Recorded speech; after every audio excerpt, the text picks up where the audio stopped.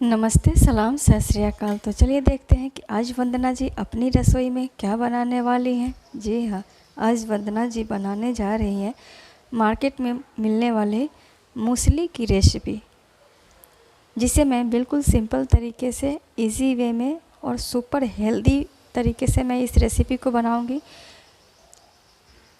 तो चलिए मैं इस रेसिपी को बनाना शुरू करती हूँ। मैं इस रेसिपी को बनाने के लिए मैंने लिया है 500 ग्राम ओट्स चाहिए, क्विकर ओट्स चाहिए, नॉर्मल जो प्लेन ओट्स होता है वही ओट्स चाहिए। और लिया है मैंने 100 ग्राम डेट्स, जिसके सीड को मैंने रिमूव कर दिया हुआ है, मोटे मोटे टुकड़ों में कट करके रख लिया है। 100 ग्राम ही मैंने पम्पकिन सीड लिया हुआ है, कद्दू का बीज है ये, कुम्हड़ा का। और लिया है मैंने वाटरमेलन सीड, तरबूजे का सीड है ये। फ्लैक्स सीड तीसी है, 100 ग्राम ही है। 100 ग्राम वॉलनट्स है ये, अखरोट 100 ग्राम, आमंड बादाम है, कैशू नट्स 100 ग्राम, काजू और 100 ग्राम ही है किशमिश रेजिन। तो चलिए मैं इस रेसिपी को बनाना शुरू करती हूँ। मैं इस रेसिपी को बनाने के लिए सबसे पहले मैं गैस को ऑन कर दूँगी। गैस को ऑन करने के बाद मैंने इसके ऊपर कढ़ाई चढ़ा दिया है। कढ़ाई चढ़ाने के बाद जब कढ़ाई हल्का सा गर्म हो जाए तब मैं सबसे पहले बादाम को ड्राई रोस्ट करूँगी।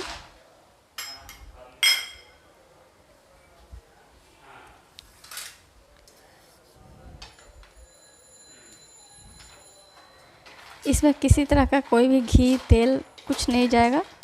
सभी चीज़ों को ड्राई रोस्ट करके प्लेट में निकालते जाना है।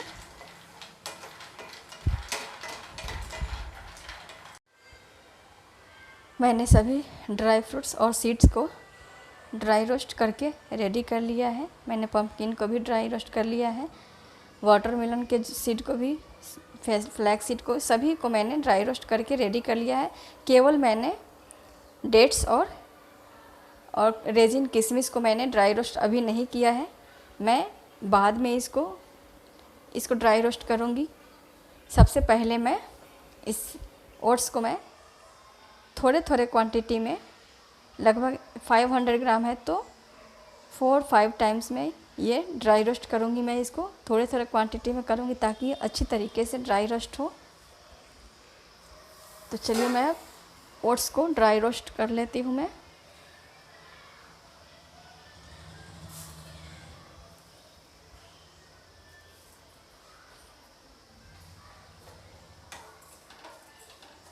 सभी चीज़ों को धीमी आंच पे ही, लो फ्लेम पे ही ड्राई रोस्ट करें ताकि कोई भी चीज़ जले नहीं।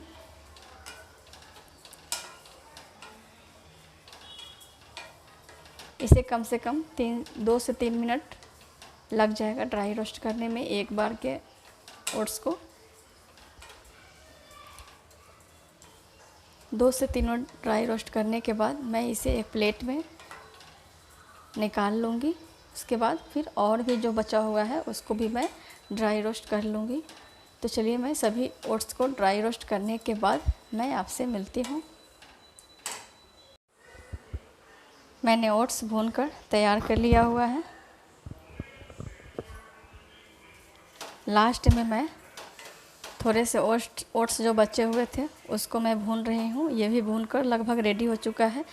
अब मैं इस स्टेज पे डाल दूँगी ये जो रेजिन मैंने भुना नहीं था उसको इस ओट्स के साथ मैं भूनूंगी।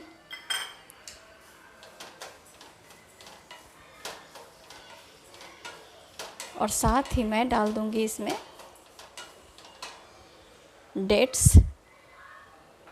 इन सभी को मैं ओट्स के साथ में भून के तब रखूंगी। मैं आप भी इसी तरीके से ओट्स को भूनकर तैयार करें। रेजिन किशमिश को और डेट्स को जो है ऐसे कढ़ाई में ना भूनें, नहीं तो वो पिघलना शुरू हो जाता है डेट्स।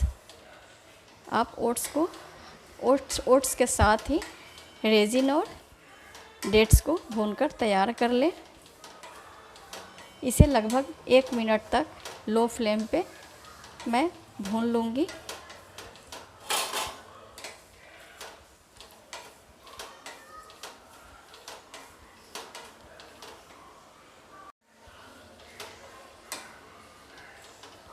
ओट्स के साथ में किशमिश, रेजिन और डेट्स को भूनते हुए लगभग 1 मिनट हो चुका है। अब मैं गैस के फ्लेम को ऑफ़ कर दूंगी और इसे इसी ओट्स वाले प्लेट में निकाल लूँगी।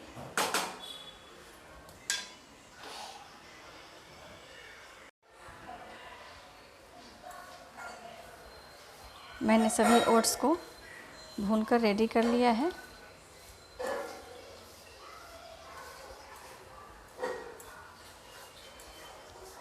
अब मैं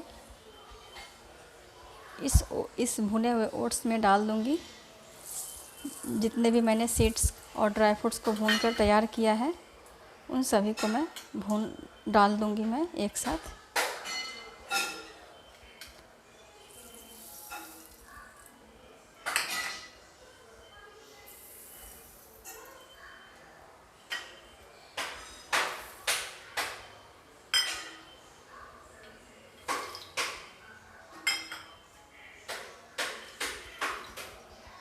अब मैं इन सभी को अच्छी तरीके से मिला लूँगी।